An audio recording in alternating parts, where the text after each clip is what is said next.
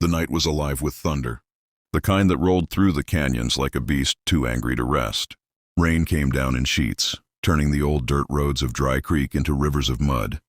Through that chaos rode one man, his hat pulled low, coat heavy with water, and eyes fixed on the faint orange glow of the sheriff's office at the edge of town. His name was Cole Tanner, a cowboy with a past too long to tell and a heart too stubborn to break. Every hoofbeat of his horse echoed the storm's fury. Wind howled, lightning slashed across the dark sky, but he didn't slow down.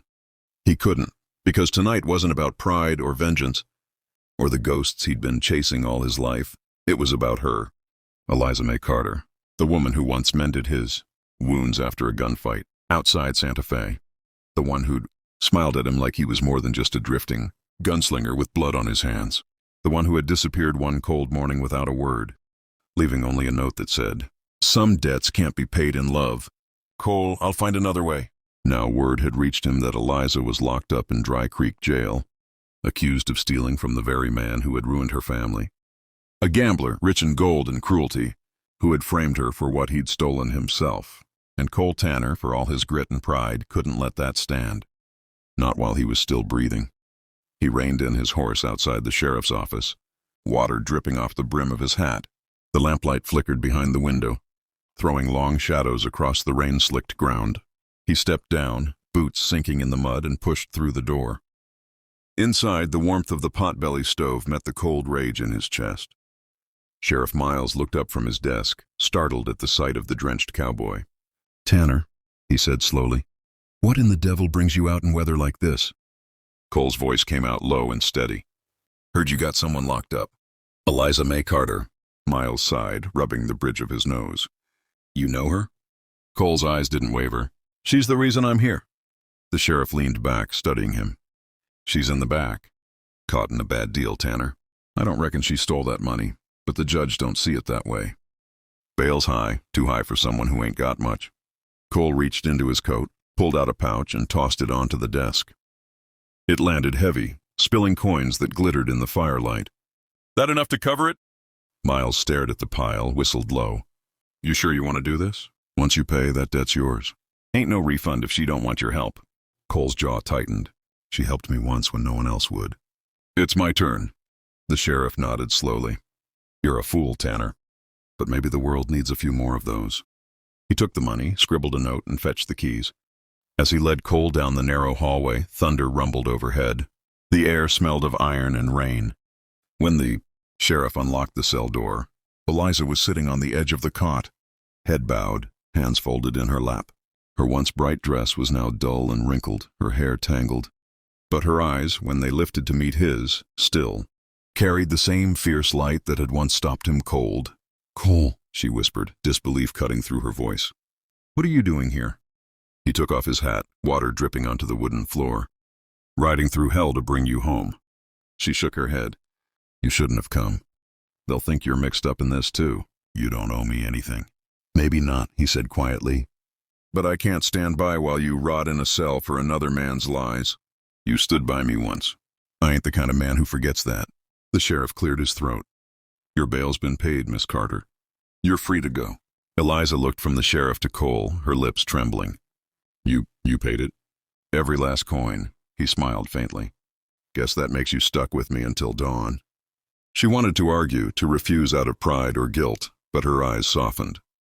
"You're still the same stubborn fool," she murmured, stepping closer. "Maybe," he said, "but I'm your fool." Outside, the storm was easing. Rain slowed to a drizzle, and the first light of dawn began to touch the horizon. Cole led his horse from the post, offering her his hand. "We've got a ways to ride before morning. You trust me?" Eliza hesitated, then slipped her hand into his. "I always did." As they rode away from Dry Creek, the town shrinking behind them, silence settled in between the sound of hooves and the whispering wind. The world felt washed clean, raw and new. Eliza looked over her shoulder at the fading jailhouse. "I don't know how to thank you," she said softly. Cole looked ahead, his eyes fixed on the road stretching into the sunrise. "You don't have to. Just promise me one thing." "What's that?" "When the sun comes up, you walk beside me. Not behind, not ahead, beside." Her lips curved into a smile that could have lit the plains brighter than the morning itself. "You got yourself a promise, cowboy." and as they disappeared into the amber glow of dawn, the storm behind them finally broke apart, leaving only calm skies and a single trail of hoofprints winding toward a new beginning. The road stretched long and quiet under the pale blush of morning. The storm had passed, leaving the air sharp and clean, and the world painted in silver dew. Cole Tanner rode ahead, his coat still damp, the brim of his hat low against the rising sun. Beside him, Eliza rode her borrowed mare, wrapped in his old duster coat to keep warm.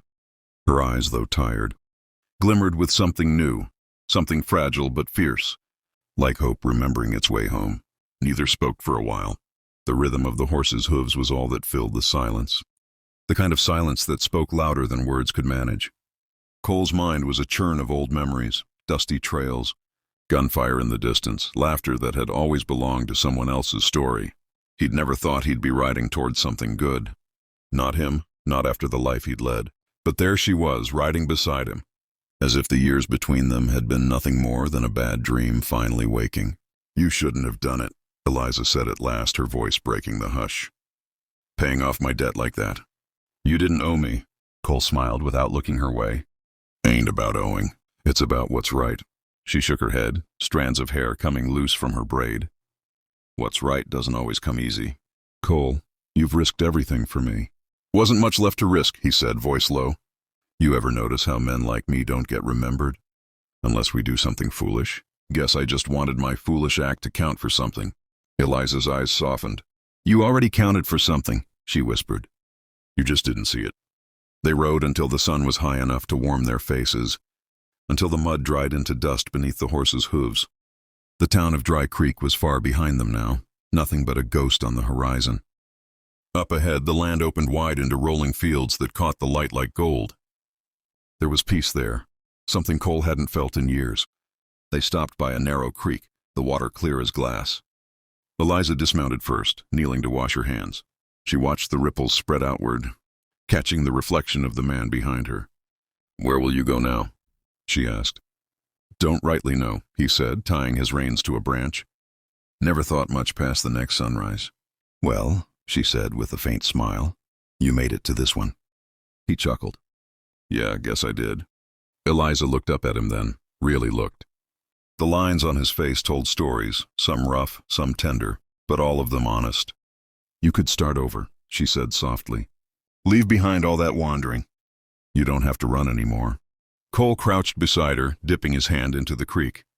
The cold water bit at his skin, but it felt clean, real. "Start over?" he murmured.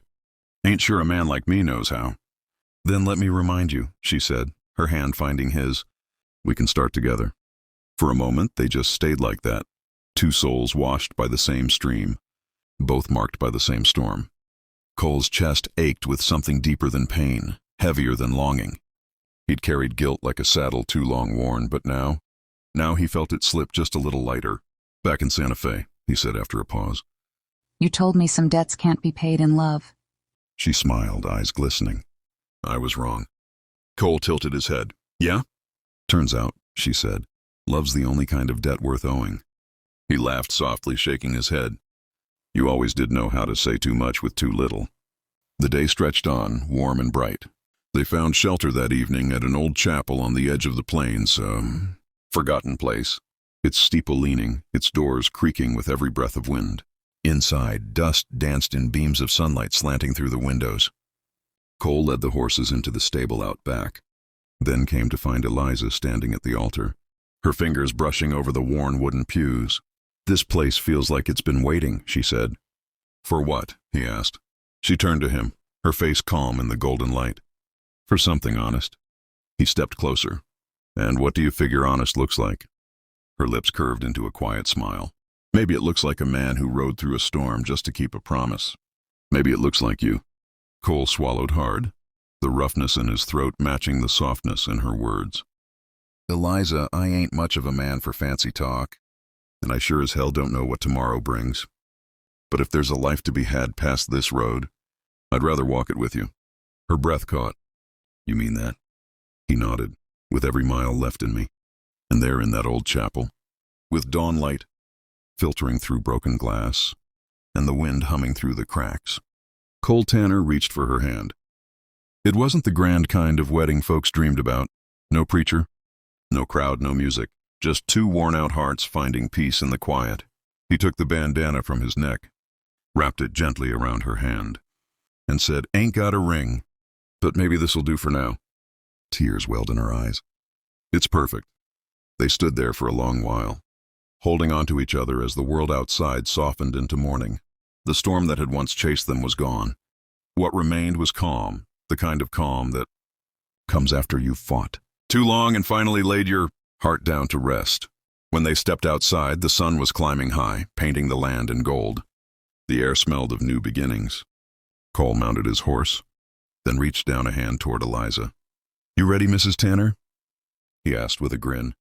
She took his hand, steady and sure. "Always." As they rode away from the chapel, two figures against the endless horizon.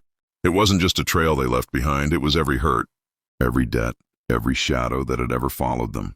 Ahead there was only light, only the promise of miles uncounted and days unbroken, and when the wind carried her laughter across the plains, Cole Tanner knew the truth he'd been chasing all his life. The hardest rides aren't the ones through the storm. They're the ones that carry you home. If this story stirred something in your heart, if you believe love can still rise from dust and dawn, hit that subscribe button and ring the bell. More stories like this one are coming. Tales of redemption, courage, and the kind of love that rides hard but never gives up.